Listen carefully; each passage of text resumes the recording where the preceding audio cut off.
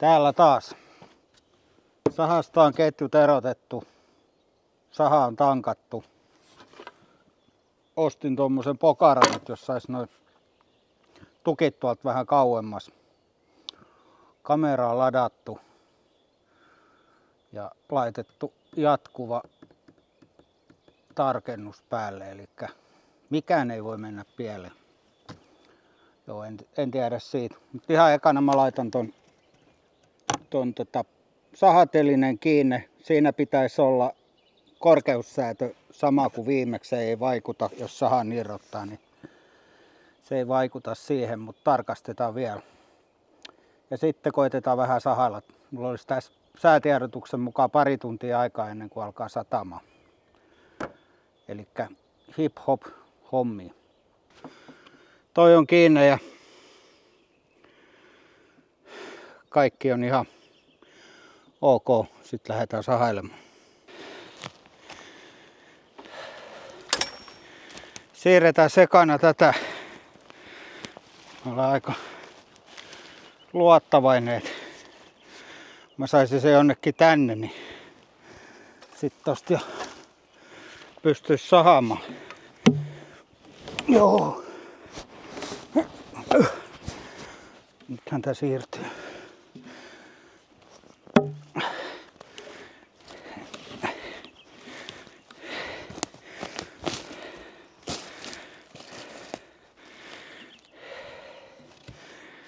Saada vaan se suoraksi. Mä otan vielä. Mä en ottanut pientä sahaa mukaan. Mä ajattelin, että mä en tarvi sitä. Vähemmän niin sanotusti kannettavaa.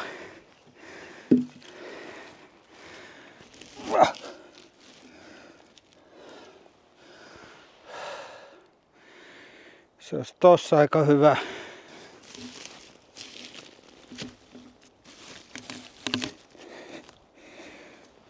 Katsotaan toimisiko tolla. No niin. Nyt pitäisi kaikki olla sahan käynnistystä vain valmis.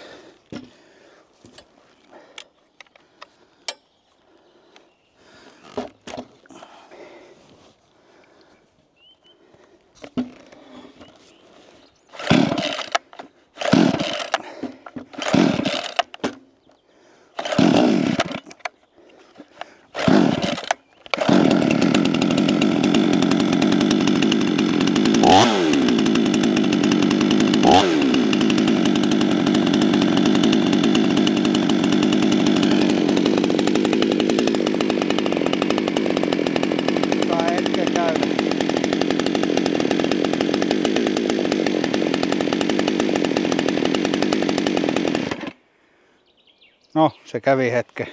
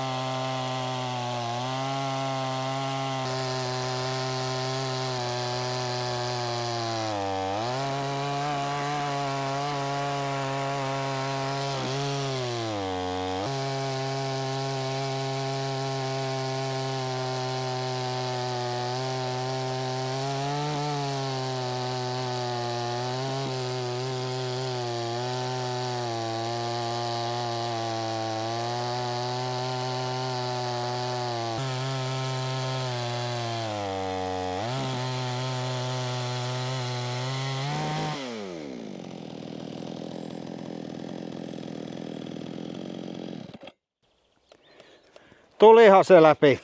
Ei tää kauhean nopeaa oo kyllä.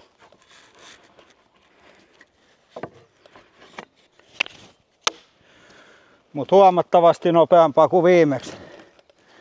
Eikä tuu käsi kipeäksi.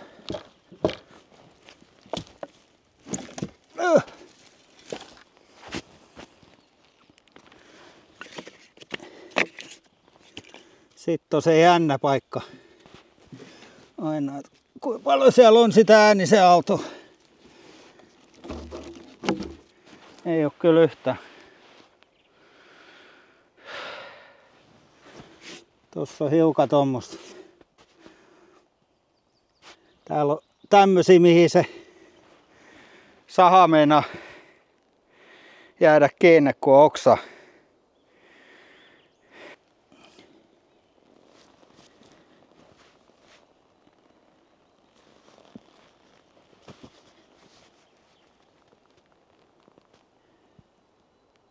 Tossa tulee kolmas vielä.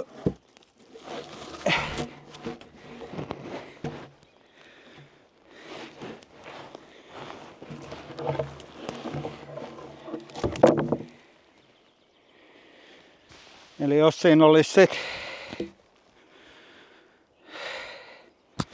vähän yli 10 metriä yhteensä sitä kakkosnelosta.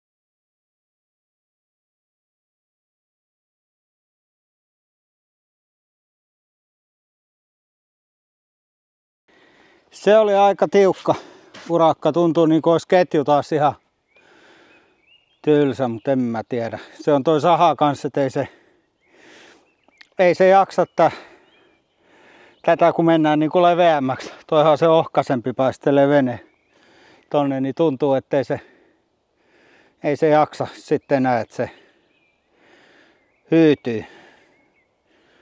Mulla olisi tossa yksi mahdollinen saha kaverilta, että mikä olisi tehokkaampi, että täytyy katsoa millaisen hintaa se lähtisi, että jos ostaisi sen. Tämän näköistä tuli tästä, kyllä se ihan no, hyvän näköistä lautaa, ettei tai lankkuu, ei siinä mitään. Tässä olisi nyt sitten yksi tukki sahattuna ja neljä 2 tuumasta 5 senttiä paksua lankkuu.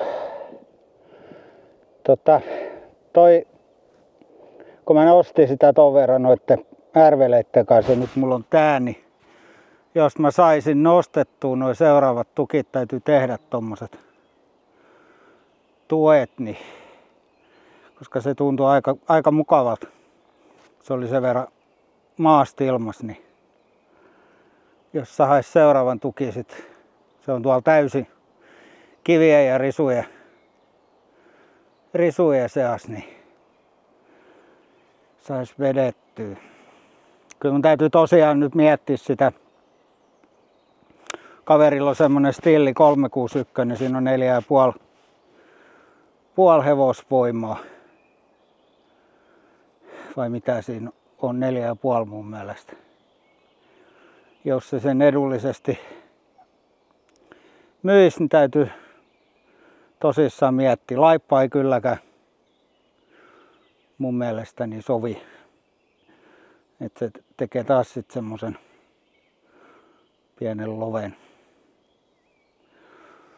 Mutta mä jätän nyt tän taas tähän ja seuraavassa videossa varmaan koitetaan tehdä tommosista pölleistä niin jonkunnäköinen matala teline, mihin ton sais sais tukin aina. Mä en viitti tuommoista korkeampaa telineet rakentaa, kun en mä jaksa yksi kuitenkaan niin nostaa tuolla korkeudella. Tai ainakaan se ei ole millään tavalla miellyttävää. Noi painaa märkänä niin paljon. Säästän selkääni sinne Lappiin kesällä. Alkaa pikkasen tuntua, että tulee silloin tällöin pieni tippa, niin tähänkin on sen puolesta hyvä lopettaa. Mutta ei mitään. Mutta ei mitään. Tykätkää videosta, jos tykkäsitte, ja jos ette ole tilannut ja haluatte nähdä lisää, niin painakaa tilausnappia. Videoita tulee todennäköisesti vähän epäsäännöllisesti, että en ole mikään semmonen kerran viikossa tai kerran 2 viikossa julkaisija. Ei siinä mitään. Moro.